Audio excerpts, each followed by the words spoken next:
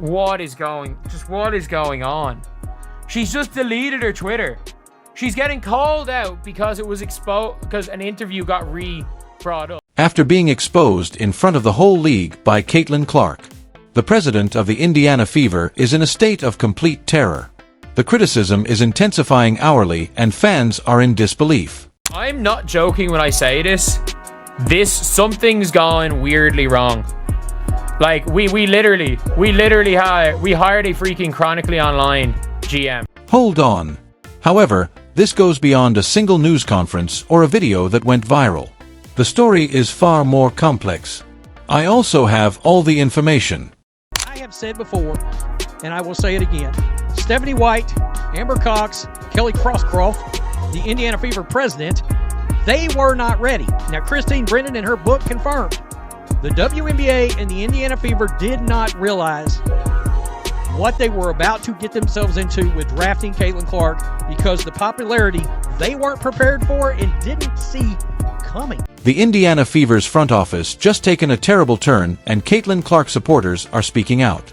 Her own club president is suddenly criticizing the rookie who has been packed stadiums and making the WNBA a must-watch on television. Yes, the fan community was shocked by Kelly Krauskopf's tone-deaf statement. Our goal is for the Fever to resemble Apple.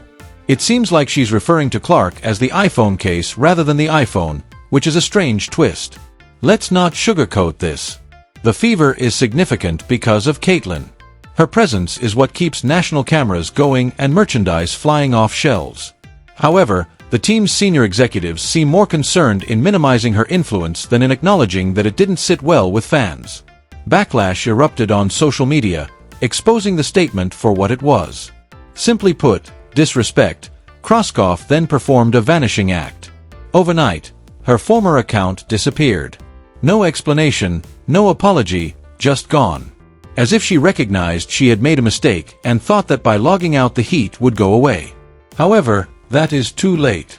Fever fans, like the internet, never forget. Yes, Stephanie White, every single solitary move that you make is going to be scrutinized. Welcome to it. Right here. When someone blows up social media during a controversy, you can tell they're feeling the heat.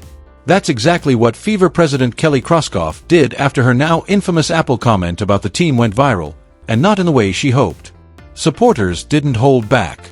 Supporters of Caitlin Clark, the actual motor of the WNBA's present significance, flocked to excite bees on a fallen Coke as soon as the video became viral, criticizing Krauskopf for attempting to reduce her to a generic commodity in a business metaphor. Krov's former account was deleted by Friday night. No justification, no declaration, no effort at cleaning, just poof. More was conveyed by that silence than by any PR message. Not only were fans dissatisfied, but they were furious. We're talking about season ticket holders, ardent fans who have been enjoying Fever gear despite losing seasons, and they now feel deceived. The moment they've all been waiting for is being aggressively mishandled by their team's front staff. Even worse, there had been weeks of quiet over Clark's treatment on the court before this. Referees have been knocking her about game after game, pretending as if they forgot to blow their whistles. Even her own president is now unable to recognize her worth without bringing up the brand. Please. The supporters saw straight through it, and their suspicions were further strengthened by Krauskopf's decision to run for the hills. It's now a full-fledged trust issue rather than simply poor publicity. Additionally, the front office of the Fever just ignited the match.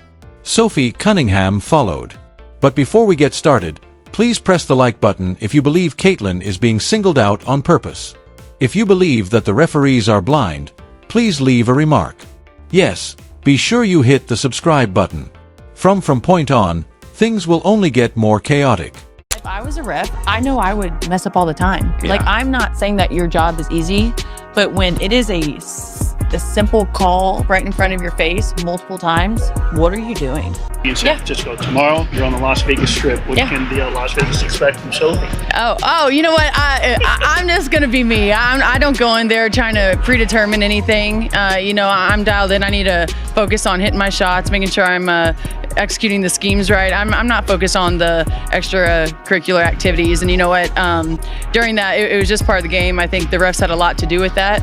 It was a build-up for a couple of years now of them just not protecting, the star player of the WNBA. And so at the end of the day, I'm going to protect my teammates. That's what I do. And I'm a team player, so it's all good. Caitlin Clark, the unofficial vice president of Try That on Our Court and You'll Get Dropped, has a bodyguard named Sophie Cunningham. She just used words to set the league on fire. Sophie went all scorched earth on the first episode of her podcast, Show Me Something. Her unvarnished diet tribe sounded like it belonged in a Netflix drama. Her objective was not limited to competitors. It was everyone, particularly those who minimized Caitlin Clark's contribution to the league. Not once, not twice, but 3 times, she remarked, "You're literally dumb." The video became viral on YouTube X and TikTok. It's the catchphrase of the day. And Sophie understood precisely what she was doing. She does more than simply speak. However, this is the same Sophie who, after Clark's elbow to the face, body-checked a Connecticut Sun player into a different time zone. She didn't care that she was expelled. "I will defend my teammates," she said. "I do that."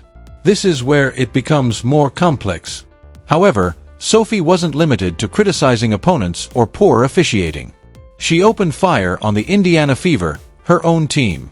She asserts that the locker room is the source of some of the actual rudeness shown against Caitlin. Her podcast is being referred to as a declaration of war by team insiders. There is the anxiety that fans have been feeling.